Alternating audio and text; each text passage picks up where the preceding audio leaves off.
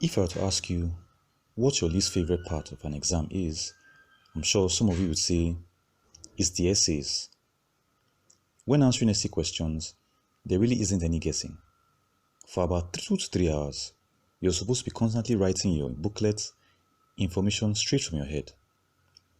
This is why some of you guys out there dislike essays and regard it as a daunting task.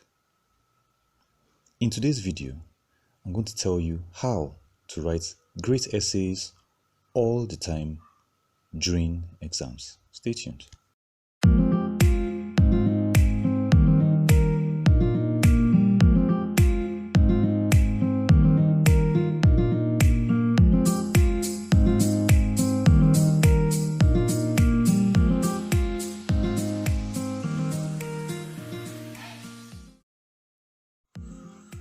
Hey guys, you're welcome to my channel. If you like the content, please hit the subscribe button and bell icon to get notified every time I post a new video. After today's video on how to write great essays all the time during exams, rather than see essay writing as a problem, you will see it as an opportunity to show the examiners how well you understand the question. After all, in essay writing, you are the one in control. Let's begin. Firstly, you must read each question quickly but carefully, and then you need to assess it critically. Underline or highlight action words in the question to help determine what kind of question has been asked, as well as to help you understand how to go about answering it. Some questions are pretty straightforward and tell you exactly how you should answer it. Next, before you start writing your essays, why not dedicate some minutes to writing outlines for each question? After all, a good essay is one that communicates your thoughts in an organized way. And writing outlines for each question would ensure that. While I was writing my own exams, I dedicated about 10 to 15 minutes of the time to writing out the outlines. I first wrote them on the question paper without recourse to finesse or neatness, just simply indicating them in bullet format, highlights of the essays to be expanded further in the answer booklet.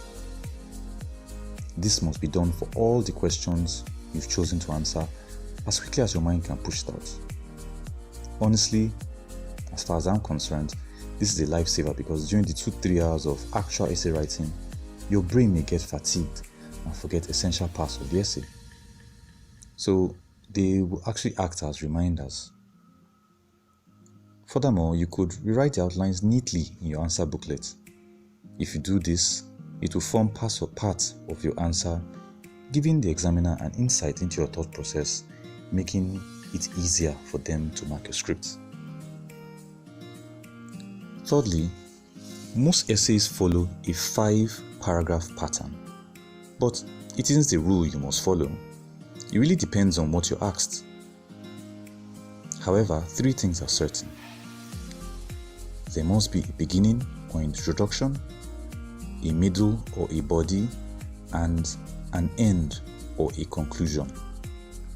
Please take note of these 3. The introduction should tell the examiner exactly how you intend to answer the question. It should, or rather it must, grab the examiner's attention and give him or her an insight into how the rest of the essay would be developed. It needs to be short, concise, and straight to the point. It should be a thesis statement rather than a restatement or rearrangement of the words in the question. And what I mean by that is, don't just jumble up the words in the question and then use it as an introduction. The middle or body of the essay should have about 2 to 3 paragraphs, and it depends on the nature and requirements of the question. It must contain the meat of your essay. Why not insert factual analyses, arguments, materials learned, key theories, formulas, drawings, or flowcharts using your outline as a cue. I assure you, when you do this, you'll be showing the examiner how appropriately you have applied the knowledge you have gained in the course of your studies. And it also solidifies the fact that you are worthy of extra marks that will place you above your peers.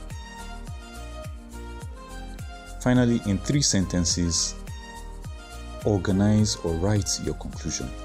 Please make sure that your conclusion simply synthesizes all what you've written. If you're going to write anything new in the conclusion, you are wrong. Let's recap.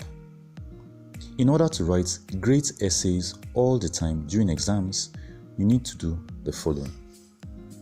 Firstly, write each question quickly but carefully and assess it critically.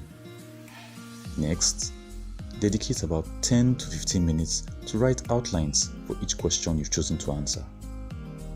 Finally, ensure your essay has an introduction, a body, and a conclusion. I hope you enjoyed the video, but if you have any comments or suggestions, please place it in the comment section below.